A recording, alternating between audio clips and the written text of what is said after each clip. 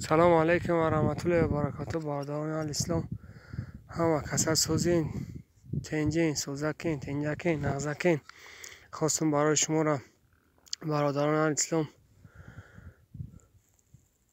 برای مادرای عزیز تاجیکستان یک سرود بخوانم. سرود مادر معقولتون باشه. لایک подписаться سره فراموش نکنین. برادران دستگیری شما پیشروی ما همیشه زنده باشین، در هر جای دنیا باشین، سربلند خانواد باشین، تنسیتی خانواده به شما آرزومندم. گوش کنین سرود الواد بریم.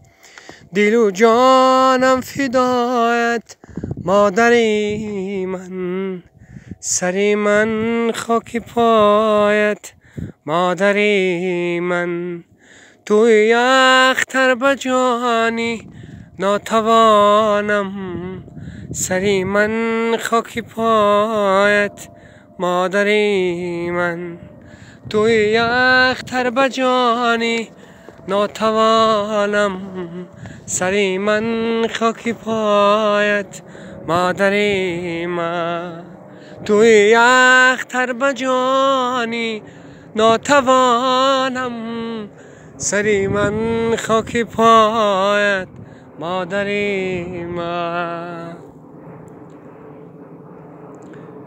هیچ گل ندارد بوی چو روی مادر، هیچ ماه ندارد روی چو روی مادر، آمدنی تو آمدنی تو بسوی ما جای نیست،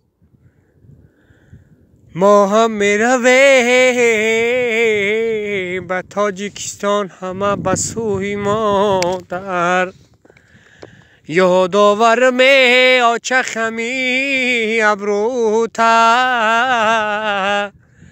در اولی بناز را گشتن کای خشروتا، هر چند نگاه کردم ندیدم روتای،